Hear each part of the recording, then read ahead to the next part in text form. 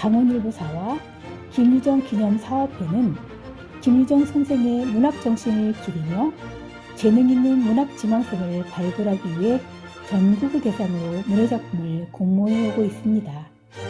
2024년 올해도 제31회 김유정 기억하기 전국 문예작품 공모제를 개최함으로써 문학 지망생들의 예비 등용물 역할을 하는 등 문학인 저변 확대에 크게 기여하고 있습니다. 이번 대회에도 역량 있는 작품을 많이 보내주신 응모자분께 감사드리며 입상작과 함께 김유정 선생의 자취를 따라가 보고자 이 영상을 제작하였습니다.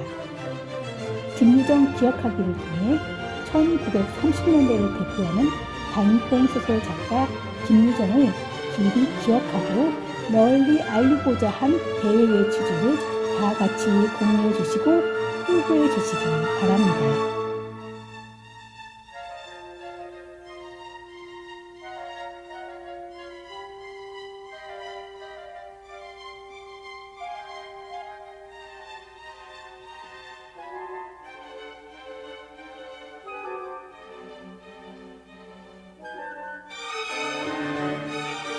솥 국소윤 피비린내가 코끝을 찌른다. 우둔 살을 가볍게 쥐니 살에 물렁한 감촉이 느껴진다. 더욱 깊숙하게 파고든 근육의 응집 또한 손끝으로 묵직하게 전해진다. 나는 식칼을 들고 느릿하게 고깃덩이에 상처를 낸다. 아버지가 말한 방식대로 끊이지 않고 한 번에 칼질을 끝마친다. 고기가 토막 날수록 물러져 칼날이 부드럽게 들어간다. 얇은 힘줄들은 살에서 손쉽게 끊어져 흩어진다. 칼이 들어가는 모양, 느낌, 질감까지 전부 몸에 스며들어온다. 지독할 정도로 익숙한 감각이었다. 칼질을 하고 나서는 핏자국이 새겨진 마른 천으로 칼날을 쓱 닦았다. 이 또한 억지로 몸에 밴 아버지의 방식이다. 나는 흐리멍덩한 눈으로 슬쩍 옆을 바라봤다. 내 옆에는 한 남자가 고깃덩이에 대고 칼질을 하며 서 있었다. 요새 새로 들인 파트타임 알바다. 아버지가 없는 시간에만 나와 여기서 고기를 썰었다. 그가 고기를 해체할 때면 육질이 단번에 갈라졌고 주변이 피투성이가 되어도 그걸 멍하니 바라보지 않았다. 독한 피비린내에 눈살조차 찌푸리지 않는 것이 아닌가. 머리가 깨질 듯한 두통이 단숨에 밀려왔다. 나는 곧바로 정육점에서 뛰쳐나와 깨끗한 바깥 공기를 한껏 들이켰다. 어느새 나는 육교를 밟고 서 있었다. 순간 머릿속에서 지우려 했던 그의 몸짓이 퍼뜩 떠올랐다. 거침없이 육질의 조직을 툭툭 잘라버리곤 눈 하나 깜빡 안 하는 아버지도 그랬다. 고기는 그저 식료품일 뿐이라며 무심히 식칼을 꺼내 들었다. 그럴 때면 마치 내가 고깃덩이가 된 듯했다. 커다란 솥안에 적당히 우겨넣은 고깃덩이. 솥에 뚜껑이 덮여있지 않는데도 뿌연 김에 눈이 가려 그대로 자리에 주저앉았다. 나는 아버지에게 정육점으로 떠밀려 그 안에서 부글부글 끓고 있었다. 그럼에도 칼질에 저항 한번 하지 못한 채 숨만 내쉬었다. 나는 난간 밖으로 슬쩍 고개를 들이민다. 육체가 바닥으로 한없이 무너져 가라앉는 듯했다. 그 찰나 귓가에 날카로운 목소리가 꽂혔다. 여기서 뭐하냐? 나는 힘없이 옆으로 고개를 돌린다. 아버지다. 이러고 있는 사이 시간이 얼마나 지났던가. 나는 입을 꾹 닫고서 아버지의 매서운 눈빛을 피한다. 아버지가 가만히 나를 내려다보다 입을 뗐다. 물어보면 대답을 해. 도대체 가게까지 입으면서 할 일이 뭔데? 아버지의 미간 사이에 깊은 주름이 졌다. 심장이 터질 듯 뛰어 쿵쾅거리는 소리가 귓가에 울렸다. 죄송합니다. 이 말이 머릿속에서 형태를 알아볼 수 없게 일그러져 뒤엉켰다. 그저 잠깐 하늘을 보고 싶었을 뿐이라고 그렇게 말하려 했다. 하지만 도무지 입이 떨어지지 않았다. 식은땀은 이마를 타고 흘러내려 목까지 닿았다. 이제 더 이상 억압되지 않을 것이다. 단 한편의 생각이 모든 잡음을 지워버렸다. 드디어 나의 목소리를 입 밖으로 세상으로 꺼낸다. 이제 그만 솥에서 나올 거예요. 저는 고깃덩이가 아니니까요.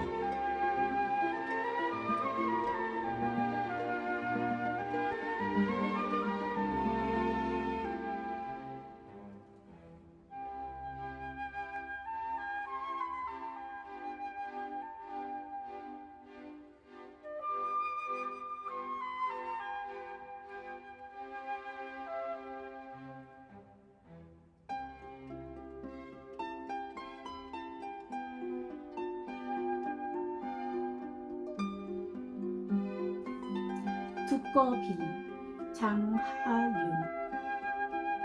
햇빛 쨍쨍한 여름날 바닷가 모래사장에서 8살의 내가 물기 묻은 손으로 모래 톡톡 두드리며 두꺼비를 위해 만든 집. 햇빛보단 그늘을 좋아하는 두꺼비에겐 안성맞춤일 거라며 좋아하던 너의 뿌듯한 눈빛 어딘가 그늘이 숨어 있었다는 걸 두꺼비는 알았나 봐. 그 조그마한 손편에 생긴 조그마한 구멍. 그늘 좋아하는 두꺼비는 내가 만들어준 집에서 살고 싶었겠지만 홀짝 뛰어나와 너의 분홍 샌들 안에 들어갔어. 서울로 돌아오는 내내 너의 조그마한 샌들에 숨은 두꺼비는 꽥꽥 울어댔지. 바다를 떠나고 싶지 않다고. 괴롭히는 애들만 가득한 학교로 돌아가기 싫다고. 꽥꽥 울어대던 너와 함께 울어줬지.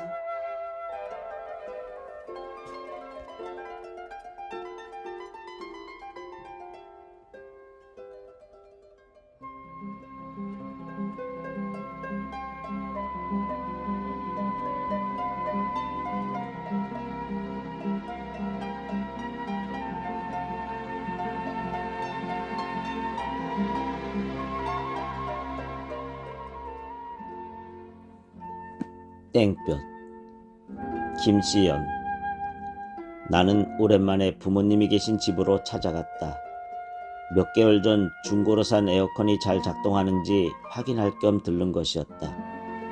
현관문을 열자 부모님의 얼굴이 보였다. 마지막으로 봤을 때와는 달리 두 사람의 이마에는 작은 땀방울이 맺혀 있었다. 집안에 들어서자 바깥과 다를 바 없는 열기가 나를 맞이했다. 막 샤워를 마친 욕실에 있는 것처럼 뜨겁고 축축한 공기가 불쾌하게 몸을 감싸는데도 부모님은 에어컨을 틀지 않고 부채질만 하고 있었다. 부모님에게 왜 에어컨을 안 트냐고 따지듯이 묻자 두 사람은 애써 땀을 훔치며 덥지 않다고 말했다. 전기세는 신경 쓰지 말고 더우면 에어컨을 틀라고 했지만 부모님은 어떻게 그러냐며 괜찮다는 말만 반복했다. 나는 답답한 마음에 부모님 대신 에어컨 전원을 켰다. 거실 한쪽을 차지한 커다란 기계가 내보낼 차가운 공기를 기대했지만 아무리 기다려도 나오는 것은 미지근한 바람뿐이었다. 다음날 결코 편하다고 할 수 없는 기분으로 집을 나선 내 귀에 자꾸만 신경에 거슬리는 소리가 들려왔다. 어이에 건 우리 아들이 사준 거 있죠? 시키지도 않았는데 알아서 효도를 다 하고 얼마나 기특한지 몰라. 몇 안 되는 문장을 내뱉는 목소리에는 아들에 대한 자랑스러움이 가득 묻어 있었다. 나는 베란다로 들어가 창밖에 붙은 시래기를 살폈다. 그 잘난 아들 자랑이 멈출 기미가 보이지 않자 슬슬 신경질이 났다. 나는 직접 화를 내지는 못하고 속으로 짜증을 삼켰다. 지금까지 수많은 집의 에어컨을 수리했으면서 정작 부모님이 에어컨을 마음껏 틀 수도 없게 만든 내가 너무나 한심해 보였다. 자꾸만 내 치부를 건드리는 그들에게 작게나마 복수하고 싶은 마음이 기어나왔다. 손에 닿는 부품들의 감각을 느끼며 티나지 않게 바꿀 수 있을 만한 것을 찾았다. 며칠 전 다른 집에서 떼어냈던 부품이 손에 잡혔다. 쓰다만 것이었지만 아직 작동은 되어서 빼놓았던 것이었다. 나는 바꿀 필요가 없는 새 부품을 떼어내고 가방에서 꺼낸 낡은 것으로 갈아 끼웠다. 그날 밤 집으로 돌아가는 길에 주머니에 넣어 놓았던 부품 하나가 계속 마음에 남았다. 내 소심한 복수가 성공했다는 것과는 별개로 애먼 사람에게 화풀이한 것만 같아서 이전보다 더 불편한 기분이 들었다. 한 걸음 내디딜 때마다 머릿속에는 땀을 훔치던 부모님, 아들 자랑을 하던 들뜬 목소리, 부품을 바꿔 끼우던 내 모습이 뒤엉켜 내 속을 엉망으로 헤집어 놓았다. 주머니에 든 부품의 표면은 거칠었다. 마감이 덜 되어 튀어나온 플라스틱 조각이 손끝에 걸렸다. 내 손을 찌르는 따가운 감각은 익숙했다. 떼약볕을 받으며 시래기를 점검할 때마다 타들어가던 피부의 감각이 꼭 이랬다. 집으로 향하는 걸음이 점점 느려지는 것이 무거운 부품 때문인지 더운 공기 때문인지 모른 채 오늘따라 더 먼 길을 걷고 또 걸었다.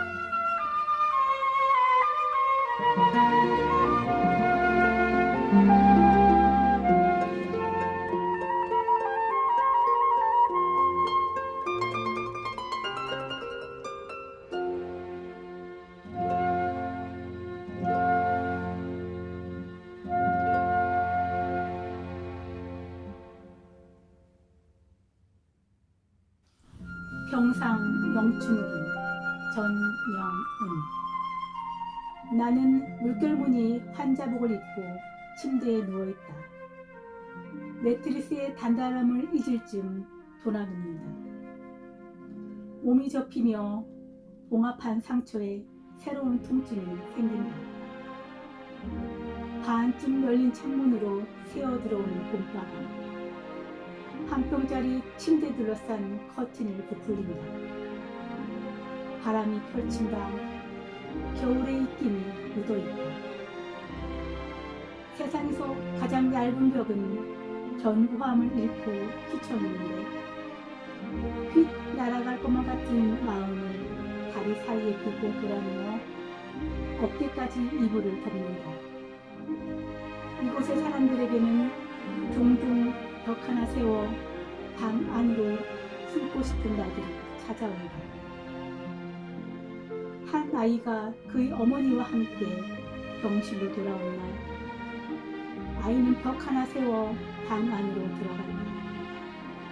문을 걸어 잠그지 않아도 누구도 침범하지 않는다.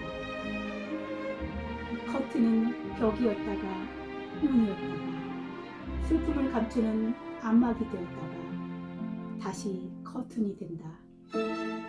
내가 돌아눕자 반평짜리 완벽한 방이 세워져 있는 것이 보인다. 커튼은 세상에서 가장 투명한 벽. 누군가 먼저 방의 문을 닫으면 다른 이들도 문을 닫아준다. 슬픔이 겨울 바람을 타고 지나갈 수 있도록 문을 닫아 길을 만들어준다. 창틀에 봄날이 스며들 때 견고했던 벽은 조금씩 녹아들기 시작한다. 무엇이든지 통과한 자리는 새로운 길이 될 수 있다. 실밥을 뽑은 자리, 붉은 흉터에서 매화가 묻어나는 환상. 방문의 윤곽이 흐드러지며 각자의 흙닥 위에 놓인 꽃 액자가 드러난다. 아무지 않았다고 생각하면서도 머리맡에 매화 액자를 두른다. 나는 창문을 조금 연다. 커튼이 휘날리며 마음이 조금씩 넓어진다.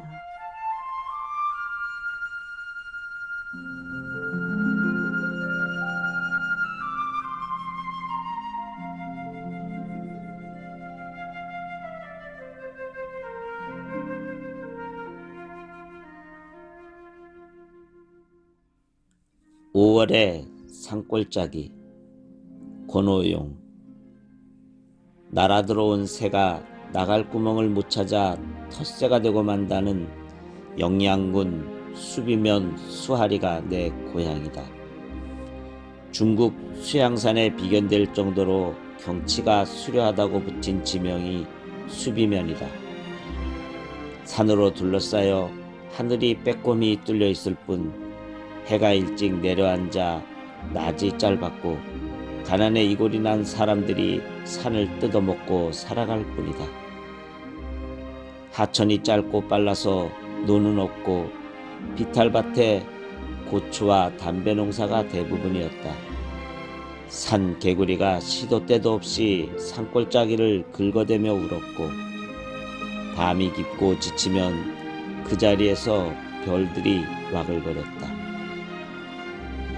오종정 무인 20호 마을의 유일한 젊은이가 언어장급 1급인 내 동생 철이다. 어머니는 매일 아침 정화수를 떠놓고 울련사를 향해 기도로 하루를 시작했다. 우리 철이 장가 좀 가게 해주십시오. 어머니는 철이 데리고 외국 여행이라도 가라고 하셨다. 5월의 빛이 묵도록 맑아 보람찬 과수원이 걸음을 당겨 앉힐 때면 며칠 여유가 생긴다. 어머니의 소망대로 동생 철이를 데리고 4박 5일 동남아 여행길에 올랐다. 여행 마지막 날 톤레샵 호수로 갔다. 족배를 탄 두 여인이 웃으면서 다가왔다. 모녀 사이 같았다. 바나나 몇 다발을 사서 같이 간 관광객에게 나누어 주었다. 바나나가 다 소진되었다. 동생이 얼마의 돈을 아가씨에게 주었다. 아가씨의 고마운 해맑은 웃음이 좋았던지 동생도 같이 웃었다. 가이드에게 한국어로 시집가겠느냐고 물어보라고 했다. 아가씨가 어디서 배웠는지 하트를 그리며 좋다는 사인을 보냈다. 동생의 간절함이 통했는지 울련산 신령님의 도움인지 이 순간의 인연을 가이드가 중심을 서고 3개월 후 다시 찾아와 동생에게 시집을 왔다. 5월의 심. 언어장애를 겪는 동생이지만 둘의 대화는 수화도 아닌데 잘도 통한다. 동생과의 나이는 14살이지만 곧 임신을 했고 지금은 2남 2녀를 둔 동네에서 부러워하는 7식구 가정이고 사과 농사 수입도 가장 많다. 언어 문제도 이젠 텔레비전 연속극을 보고 내용을 다른 사람에게 얘기할 정도로 발전했다. 아이들이 귀한 농촌이니 어른들 사랑도 많이 받는다. 캄보디아에서 온 제수 레아카나는 우리 집 복덩이이고 동네의 자랑이다. 면민 위안잔치나 행사 때면 초청받아간다. 아마 장애를 극복하고 부모를 지극히 묘신 호자에다 다문화 가정을 이룬 성공한 사례이기 때문이다. 아침에 일어나서 사과가 굵어가는 걸 바라보는 일이 동생 부부의 가장 큰 보람이다. 과수원을 찾아온 구름도 청자 항아리를 끼고 산허리에 누웠다. 실록으로 가득 찬 5월의 산골짜기는 동생의 가정이 윤택해져 가고 살이 찌게 했다. 언어장애 동생과 레아카나가 마주 웃는 달처럼 보인다. 날아다니는 새처럼 자유롭게 사랑을 주고받는 노래를 하면서 과수원을 지켜주기만을 간절히 바랄 뿐이다.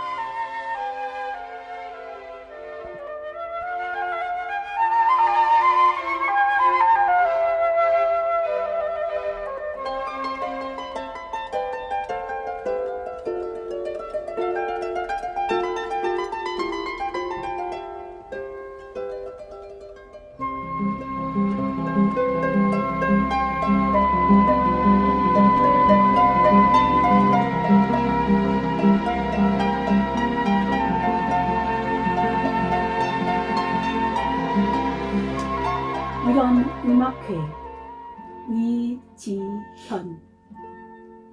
전쟁 같은 소나기 호국을 내며 창문으로 부서지던 날, 갓 태어난 송아지 같은 내 뒷모습과 마주했다.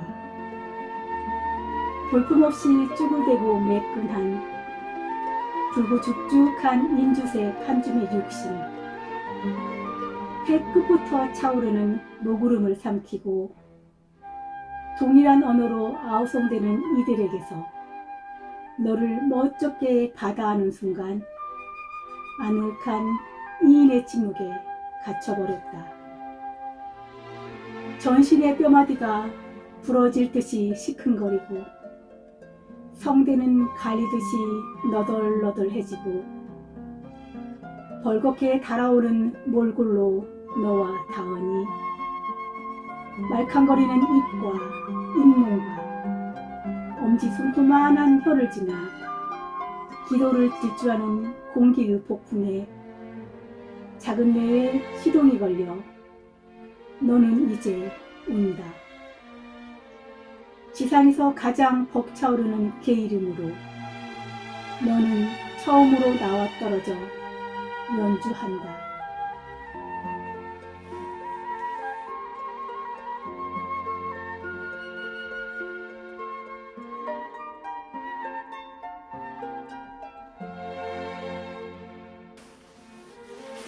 김유정은 1935년 조선일보의 손학비, 조선중앙일보의 노다지가 각각 당선됨으로써 문단에 나오게 되었는데, 등단하자마자 금따는 콩밭, 떡, 만무방, 본봉 같은 걸작 단편을 잇따라 내놓아 주위 사람들을 놀라게 합니다. 김유정은 1908년 2월 12일 강원도 춘천 신례의 마을에서 태어났습니다.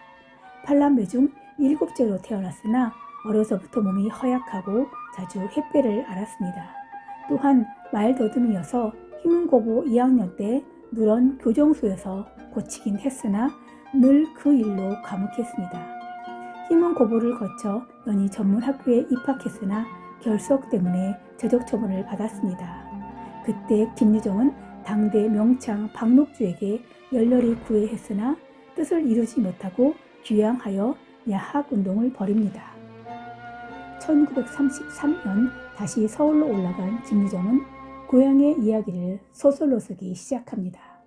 1933년 처음으로 잡지 제1선의 산골 나그네와 신여성의 총각과 맹꽁이를 발표합니다. 이어 1935년 소설 소낙비가 조선일보 신춘문예 현상 모집에 1등 당선되고 노다지가 조선중앙일보에 가작 입선함으로써 떠오르는 신의 작가로 활발히 작품 발표를 하였습니다. 이듬해인 1936년 폐결핵과 치질이 악화되는 등 최악의 환경 속에서 작품 활동을 벌입니다. 왕성한 작품 활동만큼이나 그의 병마도 끊임없이 김유정을 괴롭힙니다. 생애 마지막 해인 1937년 5째 누이 유흥무 집으로 거처를 옮겨 죽는 날까지 펜을 놓지 못합니다. 오랜 벗인 아내남에게 편지 쓰기를 끝으로 1937년 3월 29일 그 쓸쓸하고 짧았던 삶을 마감합니다. 1908년 춘천 신례마을에서 태어나 1937년 폐결핵으로 안타까운 삶을 마감하기까지 29 짧은 생애 동안 소설 33편, 수필 12편, 편지와 일기 6편, 번역소설 2편을 남긴 1930년대 한국 단편소설을 대표하는 문학가입니다. 흔히 한국 단편 문학의 결정체로 일컬어지는 김유정의 작품들은 일제의 수탈과 억압 때문에 가난의 사슬에 묶여 신음하는 당시대의 민중과 어느 한 곳에 뿌리내리지 못하고 이리저리 떠도는 인간 유형들을 따뜻한 시선으로 그려냈는데, 특히 토속적인 어휘, 특유의 유머와 풍자적 수법으로 지극히 평범한 일상사를 소설 속에 새로운 형태로 살아나게 해 우리 문학의 혈맥이 통하게 하였습니다.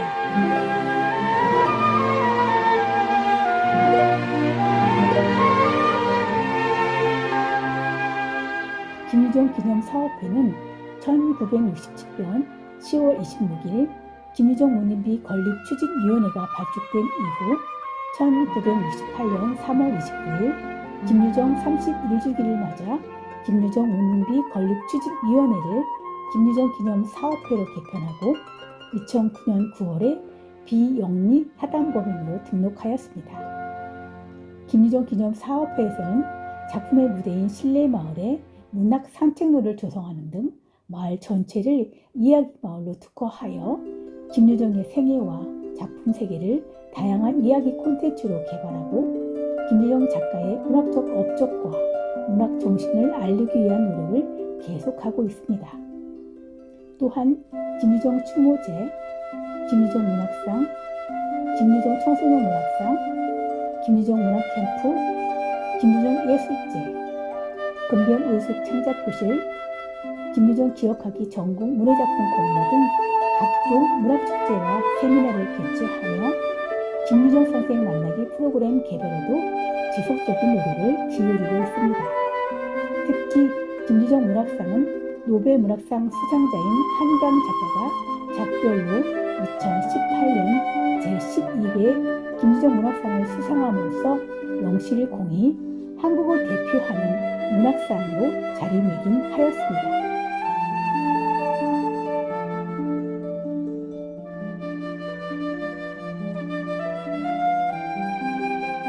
춘천에는 한국 현대문학의 선구자인 김유정의 고향답게 곳곳에 기념비와 동상이 세워져 있습니다. 춘천에서 서울로 가는 옛 국도를 따라가다 의암댐 몸미쳐 의암호의 아름다운 풍경을 고스란히 내려다볼 수 있는 곳에 펜총 모양의 김유정 운인비가 조성되어 있습니다.